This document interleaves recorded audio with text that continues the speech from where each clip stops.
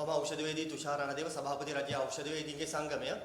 අත් වශයෙන්ම දැන් අද දිනේ මා මේ කතා කරන මේ මොහොත වන විට රජයේ බෞද්ධ චිකිත්සක සංගමය සහ රජයේ වෛද්‍ය රසායනාගාර කාර්මික විද්‍යාර්ථී සංගමය මේ වෙන විට දීපයාත්ත වැඩ වර්ජනයක නියත වෙනවා. ඒකට ප්‍රධාන හේතුව තමයි අපි දීර්ඝ කාලයක් තිස්සේ කතා කරපු මේ උපාධිධාරී රාජ්‍ය සේවයට බඳවා ගැනීම. එතකොට මේ සම්බන්ධයෙන් අපි වෘත්තිකයේ විදියට කතා කරන්න අවස්ථාව ඉල්ලුවා මාස කිහිපයක ඉඳලා සෞඛ්‍ය අමාත්‍යවරයා ඒ සම්බන්ධයෙන් කිසිම ප්‍රතිචාරයක් ධනාත්මක ප්‍රතිචාරයක් දැක්ුවේ නැහැ.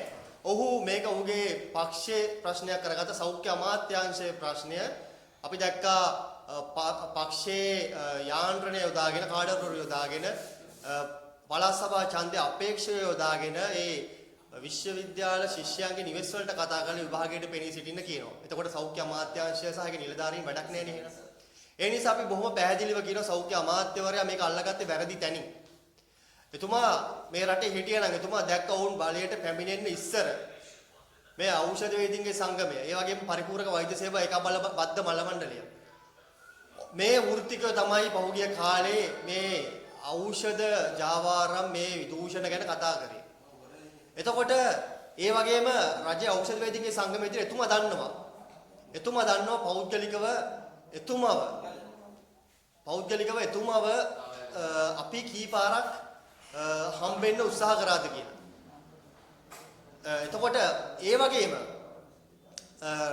නලින්ද ජයතිස්ස අමාත්‍යවරයා අපි බත්තර මුල්ලේදී ඔහුගේ පක්ෂ මූලස්ථානයේදී අවස්ථා කීපයක මුණ ගැසිලා මේ ඖෂධ සම්බන්ධ වේ කාලේ තිබ්බ ගැටලු සම්බන්ධව එතුමා දැනුවත් කරා. එතුමා දන්නවා අපි මේ කිසිම දේශපාලන පක්ෂයකට හෝ ඒ කොටසකට කඩයන් නැතුව අපි වැරද්ද වෙනුවෙන් කතා කරා කියන එක.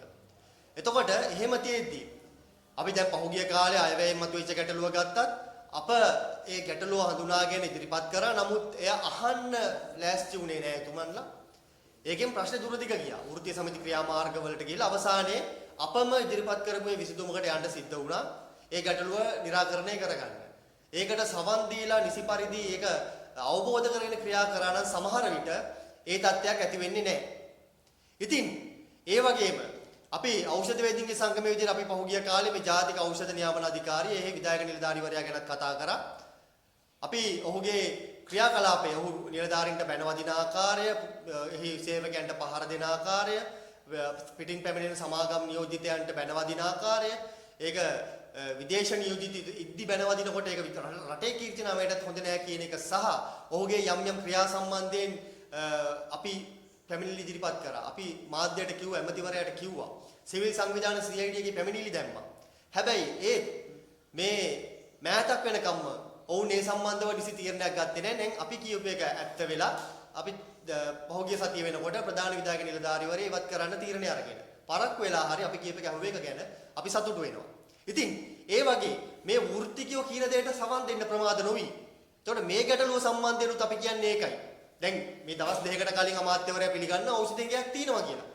ඒක තමයි මේ වෘත්තිකයෝ ඖෂධ වේදින්ගේ සංගමය ඇතුළේ අනිකුත් වෘත්තිකයෝ පුනා කිව්වේ. ඖෂධ ගෙයක් තියෙනවා. ඒ ඖෂධ ගෙයට අවශ්‍ය ප්‍රතිකර්ම මොනවද කියන එක, ඖෂධ ගෙයට අවශ්‍ය ප්‍රතිකර්ම මොනවද කියන එක සාකච්ඡා කරන්න අපි අවස්ථාව ඉල්ලුවා. මේකට අවස්ථාවක් දෙන්නේ නැහැ. ඒ නිසා ඒ සාකච්ඡා මේසේ වාඩි නොවීම හේතු කොටගෙන මේ ප්‍රශ්න උඩුදුවනවා. දැන් මේ සමසෞඛ්‍ය උපාධිධාරීන්ගේ ප්‍රශ්නේ උඩුදුවන්නේ ඒකයි. අමාත්‍යවරයා මේ ප්‍රශ්නේ අර කලින් හිටපු රමේෂ් පතිරණ ඇමතිවරයා අහුවා වගේ එතුමා UGC එකයි අනිකුත් ස්ටේක් හෝල්ඩර්ස්ලා ඒ ප්‍රශ්නේ කොටස්කාරයෝ යුනිවර්සිටි ස්ටුඩන්ට්ස්ලා ඒ ශිෂ්‍යයෝ වෘත්තීය සමිති එක මේසේ තියලා මේක විසඳුවා වගේ එහෙම සාකච්ඡා කරලා විසඳන්න කිසිම උවමනාවක් පෙන්වන්නේ නැහැ. කැපවීමක් පෙන්වන්නේ නැහැ. එතකොට එහි ප්‍රතිඵලයක් විදිහට මේ ප්‍රශ්නේ උඩුදුවලා තිනවා. අපි පහුගිය සතියකට කලින් වර්ජනයක් ප්‍රකාශයටපත් කරා. වර්ජනය ප්‍රකාශයටපත් කරලා අපි සෞඛ්‍ය අමාත්‍යවරයා ලංකාවේ හිටියේ නැහැ, ලේකම්වරයා ලංකාවේ හිටියේ නැහැ, විදේශගත වෙලා තිබ්බේ. හැබැයි එවකට වැඩබල ලේකම්වරිය ධනාත්මක පිළිතුරු ලබා දීපු නිසා මේ සමසෞඛ්‍ය ප්‍රශ්නය සම්බන්ධයෙන් අමාත්‍යවරයා ලංකාවට පැමිණි විගස සාකච්ඡාවක් අරන් දෙනවා දීමට උත්සාහ කරනවා කියපු නිසා මොකද ඇයට ඒ සම්බන්ධව තීන්දුව తీරන ගන්න බැහැ අමාත්‍යවරයා නැතුව. ඒක අපිට තේරෙන හින්දා රෝගීන් අපහසුතාවයට පත් කරන්න නිකරුණේ අනවශ්‍ය නිසා අපි එම වෘත්තීය ක්‍රියාමාර්ගය අත්හිටෙව්වා.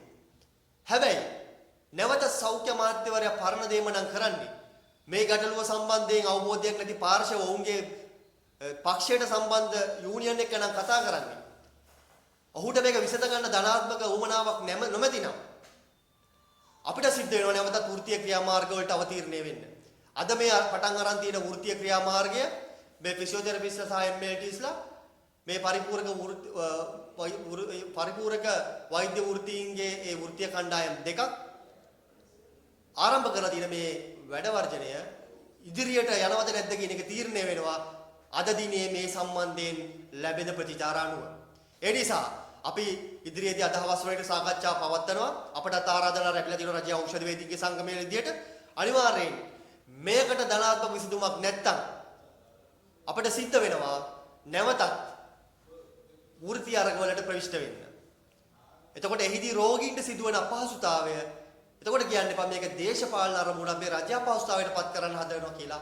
එතකොට රෝගීන්ට සිදුවන අපහසුතාවයක් එනවා නම් නෑසූ කන්ව සිටින මේ සෞඛ්‍ය අමාත්‍යවරයා සහ රජය ඒ සම්බන්ධයෙන් වගකීම් බාර ගන්න ඕනේ. ඒ වගේම අපි තවත් පැහැදිලි කරලා කියනවා මේ වෘත්තීය උපාධිය හදන කාලේ යම් වෘත්තීය සමිතිය සෞඛ්‍ය බල සම්පන්න ඒ වගේම සෞඛ්‍ය අමාත්‍යාංශයේ නිලධාරී මේක හදන්න එපා කිව්වා. සෞඛ්‍ය අමාත්‍යාංශයේ ඩිප්ලෝමා එක ඇති කිව්වා. එතකොට මේ උපාධිධාරීන් බිහි වෙලා එළියට එනකොට ඔවුන්ව සෞඛ්‍ය අමාත්‍යාංශයට බඳව ගන්නේ නැති පිබුරුපත් හැදුවා. මේ සමහරට ඒකේ දිගුවක් එන්නත් පුළුවන්. හැබැයි රමේෂ් පතිරණ වගේ අමාත්‍යවරු නිලධාරීන්ට බැරි වුණ රවට්ටන්න අන්දන්න. හැබැයි නැවතත් නිලධාරීන් බලවත් වෙලා දිනවා.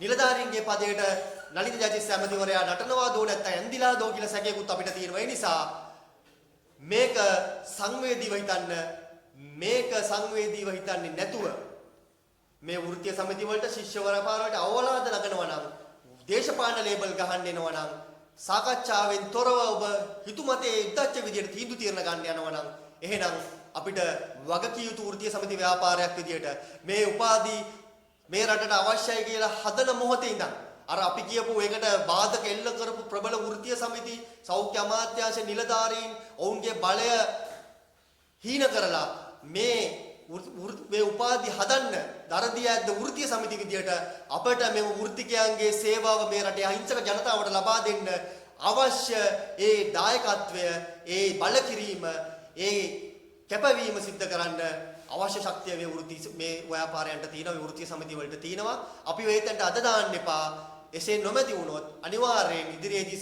සියලුම වෘත්තීය සමිති නියෝජිතයන් අතර නායකයන් අතර තියෙන සාකච්ඡාවෙන් පසුව අපගේ විධායක සභාව එකතු වෙලා අපි සාකච්ඡා කරලා ඉදිරි වෘත්තීය ක්‍රියාමාර්ග වලට අකමැත්තෙන් වුණත් යොමු වෙන්න සිද්ධ වෙනවා කියන එක මේ මොහොතේ අපි ප්‍රකාශ කරනවා. ස්තුතියි.